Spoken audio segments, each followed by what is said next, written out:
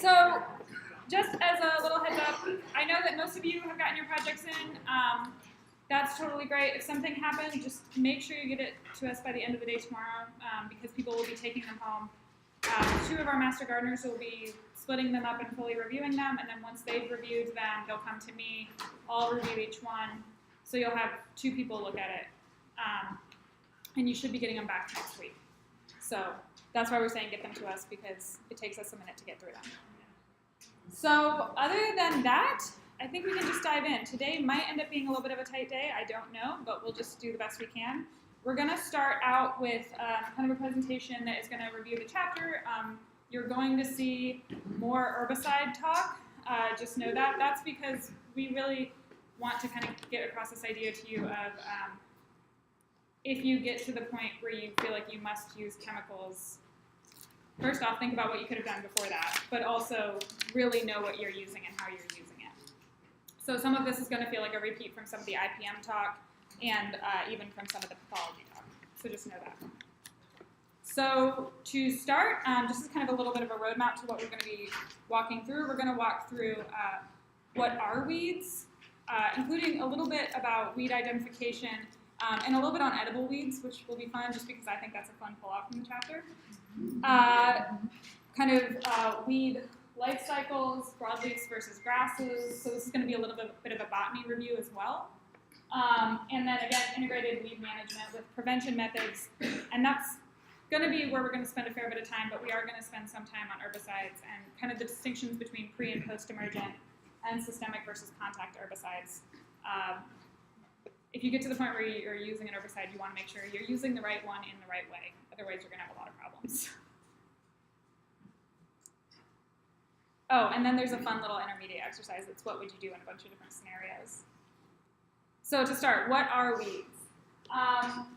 Weeds are overachievers, right? These are the plants that kind of do a good job under a lot of different conditions. We can think of them as being kind of dastardly, but they're just really good at what they do, and they often can take on really harsh conditions. So they're tough and adaptable. They're often vigorous and fast-growing, even under adverse conditions. They often produce really a lot of seed. They're difficult to control. They're adapted to many different growing environments, and they adapt easily to cultivation and mowing. So these are plants that often, as soon as the seed drops, it's ready to go again. So a lot of plants, seed will drop, and then it has to experience cold. It has to experience some sort of other condition for it to be able to germinate. A lot of weeds don't have that sort of dormancy built in, so they kind of hit the ground running. So another important distinction here is that a lot of things that we think of as weeds, and this kind of goes to that, it's kind of a nice quote from Ralph Waldo Emerson, that weed is just a plant whose virtues have not yet been discovered. So a lot of things were brought over, like if you think about dandelions, right? Dandelions were actually brought over, they think, on the Mayflower as salad greens known for their medicinal purposes. That's why we have dandelions in America, right? And a lot of weeds, they can provide nectar and pollen to honeybees and beneficial insects. And things like wild violets are really great because they come up so early in the season. They provide early nectar and pollen rewards to pollinators. So these are plants that are actually doing a lot of things in the ecosystem, and they're providing a lot of benefits.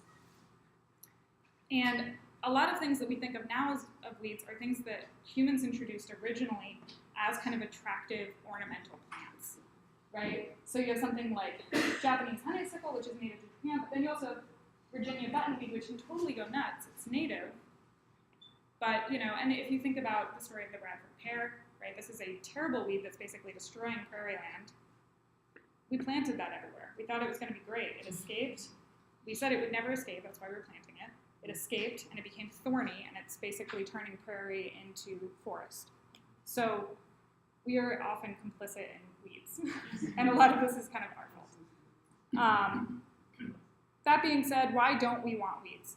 Well, weeds compete with crop and landscape plants for water, nutrients, sunlight, and they can attract or harbor harmful insects in addition to some of the beneficial ones we want, so they can really become kind of reservoirs for a lot of things we don't want. And they can be alternate hosts for plant pathogens. So think about what Matt was talking about last week with plant pathology and the viruses that were attacking roses, and that was great when it was attacking the roses we didn't want. It was less great when it started attacking the knockouts. You know, it's just kind of all how you think of it. And a lot of these can also cause allergic reactions. So I think we've all had a run-in with poison ivy, and we might not all be lucky enough to not be allergic to it. So, but isn't that native? it is native, and that's the thing about a weed, right? A weed is not necessarily native or non-native. It's that plant out of place. Right, again. Yeah, totally. Right. No, good point though. I mean, it might be native, but I don't want it to be native to my yard, you know? So it's kind of a fun aside. And like I mentioned with dandelions, a lot of weeds are actually edible. And so this is just kind of something fun to think about when you're out in your garden. So parts of plants that might be edible, you might have the leaves raw or uncooked. This is wonderful. This is a dandelion salad from marthastewart.com. That's where I found that image. Right, they had apparently a charming recipe for dandelion salad.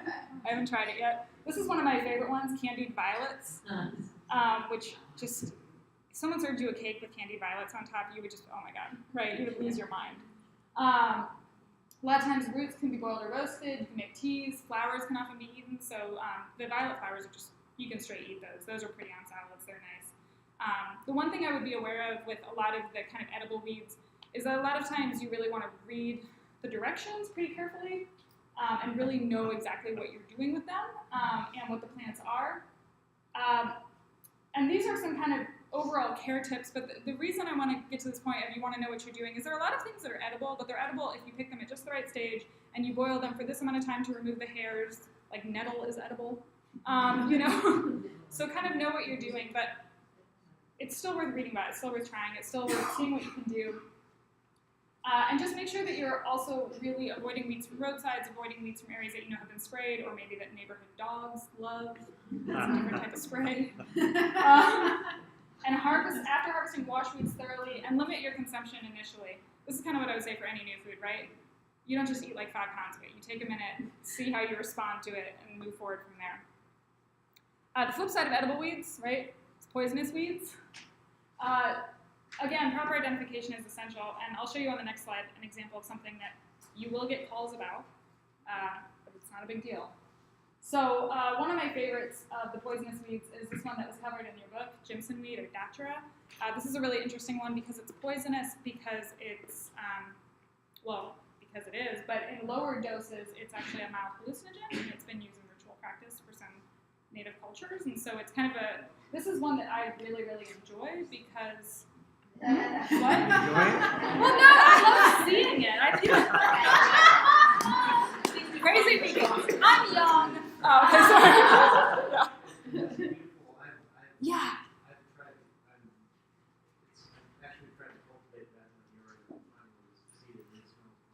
It smells wonderful. The flower has this beautiful shape that like unfurls. It's got these beautiful seed pods that are really kind of, I like a spiky plant. So, I mean, this is one that, it is a weed though. You get it. The name of it was? Jimson weed. Yeah, or Datura. Once, if you get this established in your yard, it's established. So that's the only thing I'd be aware of. It's not bigweed because it has the bigweed. Yeah, no. Jimson. Yeah, no, I think that's separate. That's separate. But this is just, it's. Is it related to anything? I don't think so. But I'm not sure. Yeah. So anyway, this is just kind of a fun one that even some of the poisonous weeds, don't eat them, but they can be beautiful, right? One weed that has become kind of a special, this is kind of an aside, but I've gotten enough calls about this one that I wanted to familiarize you guys with it. Giant hogweed.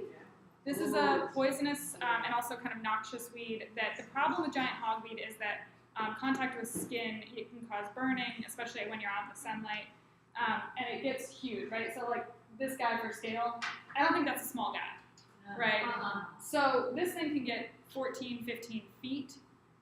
It's related to carrot, and it's also related to another one that's in this area and is also phytotoxic, but it's not nearly as bad as this one. That's cow parsnip. But so the thing about giant hogweed is that when it's small, when it's about this big, it typically is not flowering yet. It's not a thing. But people will find plants that are about this big, Queen Anne's lace. Oh yeah.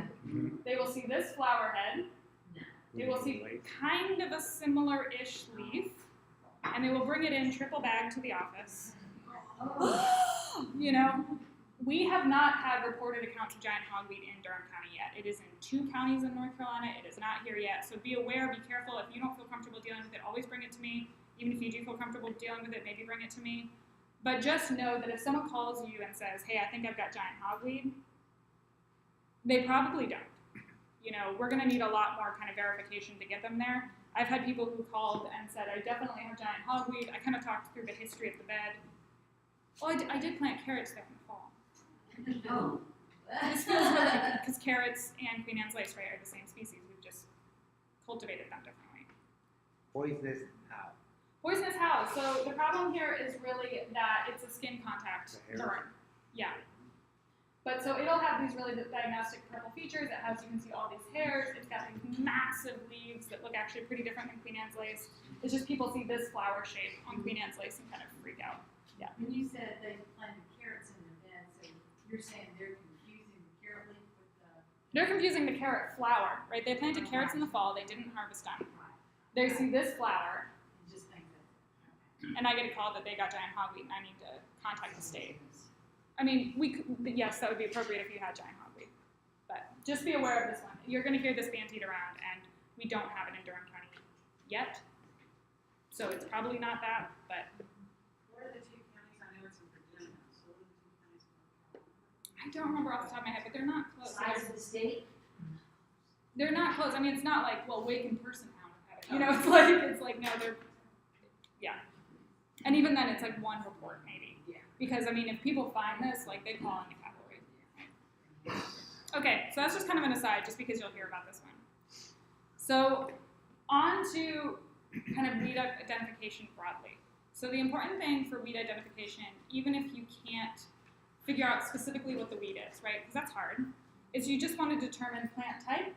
And by that, I mean, is it a dicot, aka a broadleaf? And we'll review these terms, these are from botany. Or is it a monocot, so a grass, sedge, rush, or some of the other monocots. The reason that's important is because a lot of our herbicides work really differently on broadleafs versus grasses, and so that's pretty crucial to figure that out. And then also, what's the life cycle? You might also hear me refer to this as the life history, but just know that I'm using those terms kind of interchangeably. And so this is going to be whether it's cool season or warm season. And that's a pretty easy one to figure out, because when you see it, is it cool or warm outside? You know, that's kind of how we track that. And you're also going to have perennials, right, that you're going to see kind of over longer periods of time. And so if you can figure out where it fits in terms of broadleaf or grass and annual or perennial, you can figure out how to control 99% of things. You don't actually have to get it down to species. I mean, if you're going to use an herbicide, you do, just because it has to match. But in terms of just control strategies, you can figure it out how to control it. Is the dandelion perennial the same root? Yeah, it's got that big taproot. So if you look at the taproot. No, I mean, you feel good for a minute, but that's about it. Although if you did it repeatedly, right? Right. Oh, yeah. Yeah. Dandelions are not my issues. Yeah. Let's talk about some hemp. Yeah. Oh, yeah. So, okay, so for a botany refresher, just so you guys can remember, so the broadleaf, or the dicot, this is the one that, really kind of one of the best ways to tell. I mean, the actual difference is, right, it comes out with 2 true seed leaves instead of 1 seed leaf. But the best way to tell when you're looking at a mature plant is kind of what does the vein structure look like on the leaf itself. If it's got sort of a web structure, or if it's got a fanning out structure, if it's got anything where the veins aren't strictly parallel, you're pretty firmly in dicot broadleaf categories, as opposed to the grasses. And so this is something that will be a little bit confusing, because we'll see some plants that you'll want to say they're broadleaf, but they're actually dicots, or they're actually monocots. But this is where you're going to see the veins running parallel on the leaves, and that's kind of the easiest thing to keep track of. And so typically what that means is long, slender leaves, as opposed to the broadleaves have broader leaves, right? So, and just kind of keep this in mind. And one little thing I'll say, and I could wait till we get to the grass section, but there was a lot of talk in the book about how you can easily identify grasses by tiny structures. Joe Neal, Dr. Neal, who wrote this chapter, is a weed expert. I bet he can. You know, Right, thank you. it's okay. It's okay if you cannot. I sometimes struggle with that. These are tiny structures that you basically have to dissect out. And if you can't see a flower head on the grass, it can get pretty hard. So just take a step back, breathe, you'll be fine. Okay, so broadleaf weeds, dicots. So again, you have 2 seed leaves, you have these net-like veins, 1 or more leaf at a node. Again, remember the node is the point at which branches or roots come off of the main stem, or where there's even a possibility of them coming off the main stem. They have a branch growth habit, and a lot of times these are the things that we think of as flowers, right? The big showy flowers. I'll get to a notable exception to this, but most of your big showy flowers are going to be on the broadleaf plants. One of the most common weeds that you'll deal with in the monocots, so the grasses, is the grasses. So this is going to have these parallel veins on the leaf blades, only 1 leaf at a node. They're going to be that long shape.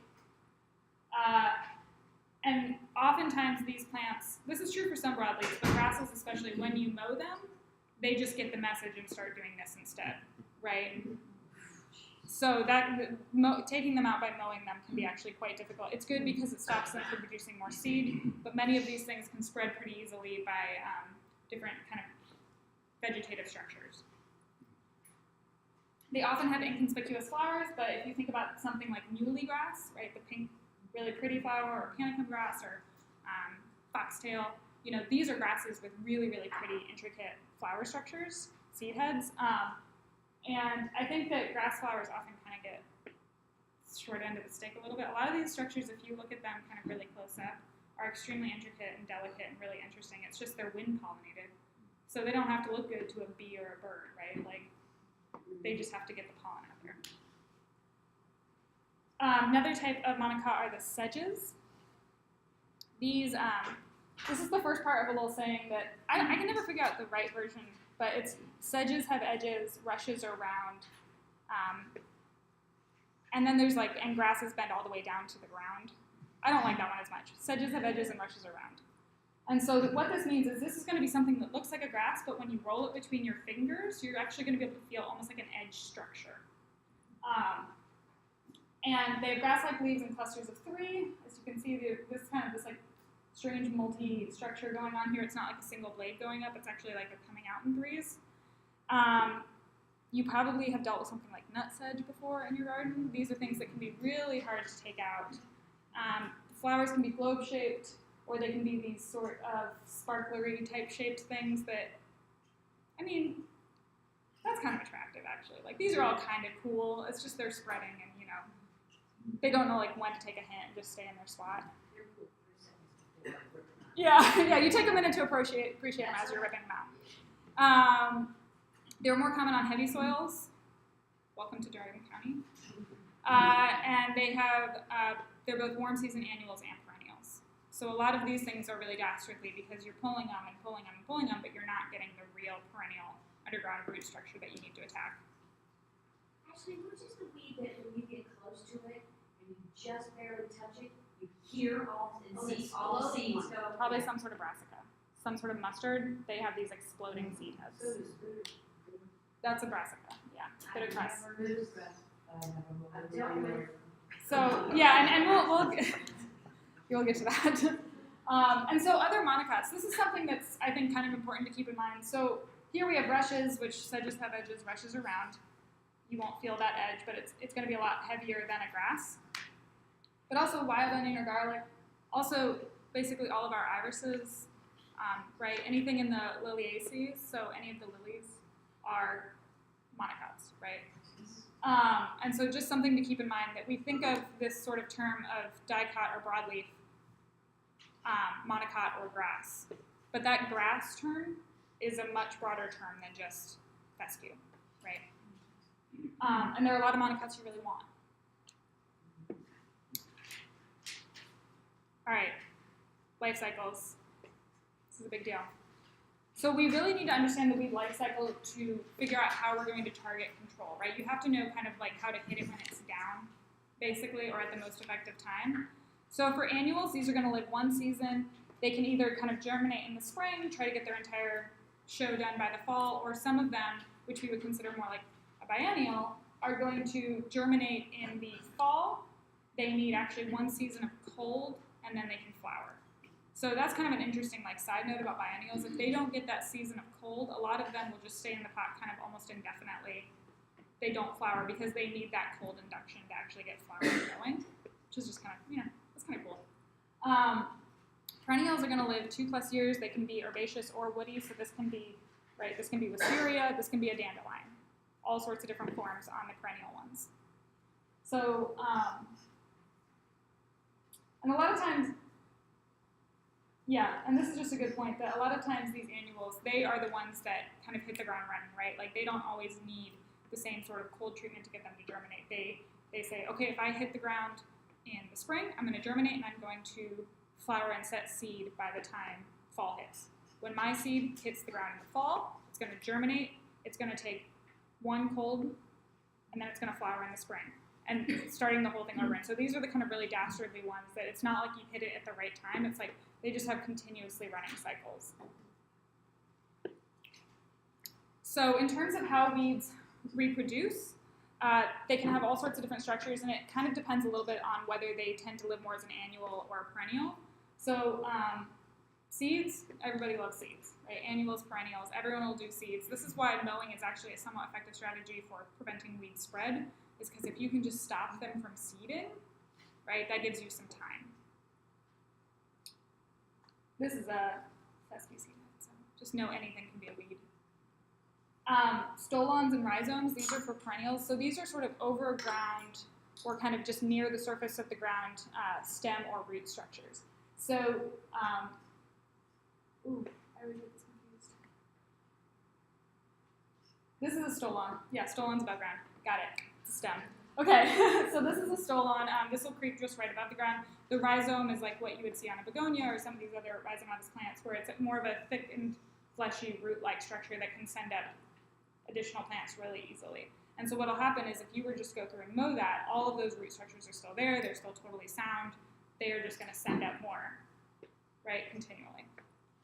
And finally, bulbs and tubers. This is really like the mechanism by which perennials are perennials, right? Is they have these really thickened, fleshy root structures.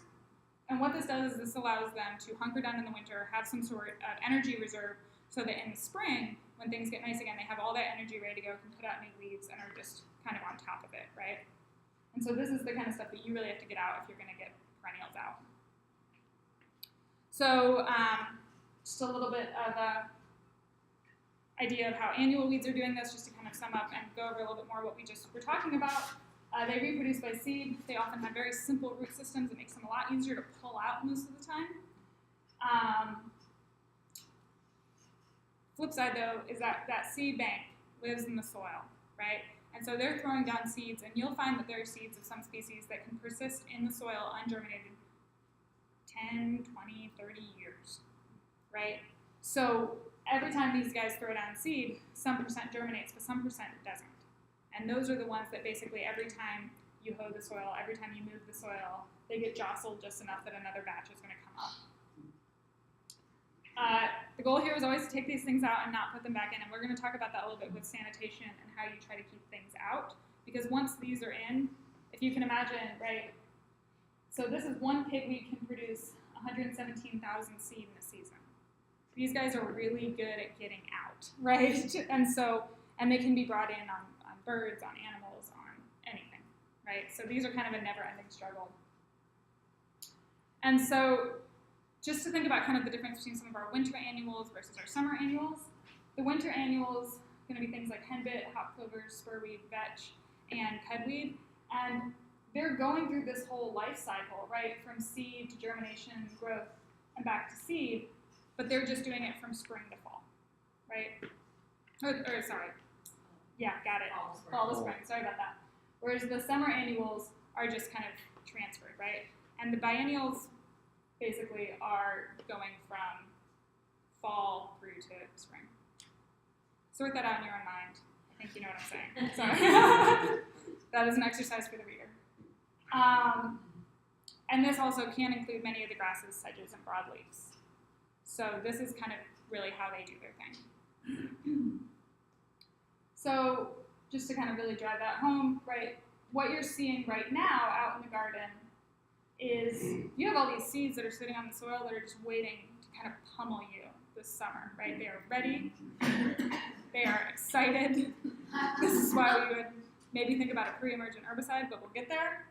And then kind of what you're seeing in your yard that's actively frustrating you are kind of the end stages of some of these life cycles. And so these are the things that if you can get them out before they seed and before they just spread everywhere, that's nice because you prevent this whole batch of seeds from hitting the soil, which will feel very triumphant, but again, seed banks, so, right, weeds.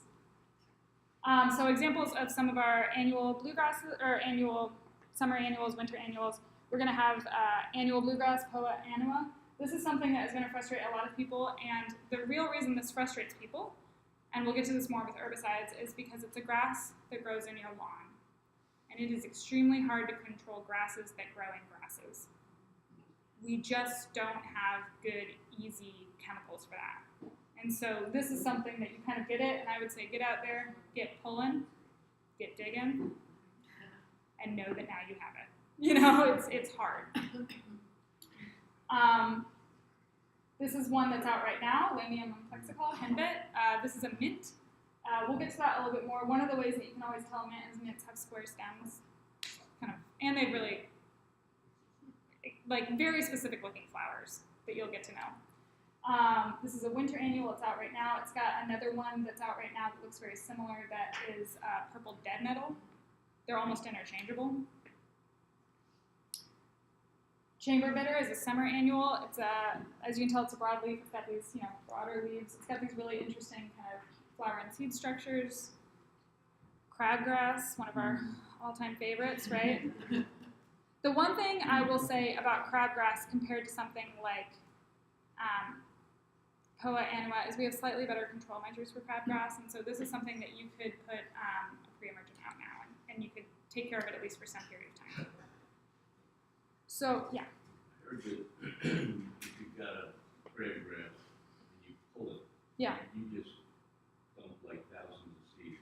Yeah. In the, I mean, if it was seeding, yeah, you could easily. That's the problem with a lot of these plants, right, is that they have seed structures that are built to explode on contact, basically. That's how they become good weeds, right, is because, like, they are the kind of thing that, like, you look at them funny and they're like, I'm sending my weeds to the four winds, or my seeds to the four winds, And so, And I really want to know what that one is that when you touch it, they just. it's probably bitter grass. It's brassica. It's a mustard, yeah. So you'll see it. Don't worry. Okay, so been thinking a minute about annual weeds. We can contrast that with some of our perennial weeds. So these can be dormant part of the year, but roots are living throughout the year. So just because you're excited that you got rid of some weed problem in the fall, know that they're probably waiting for you. Right? They're coming back. A lot of these can also produce seed, but it's really those root structures you have to be aware of. The seed is more of it's a scheme to get itself far and wide, right? The root is a scheme to get itself to live forever. So it's kind of working on these different ideas at the same time.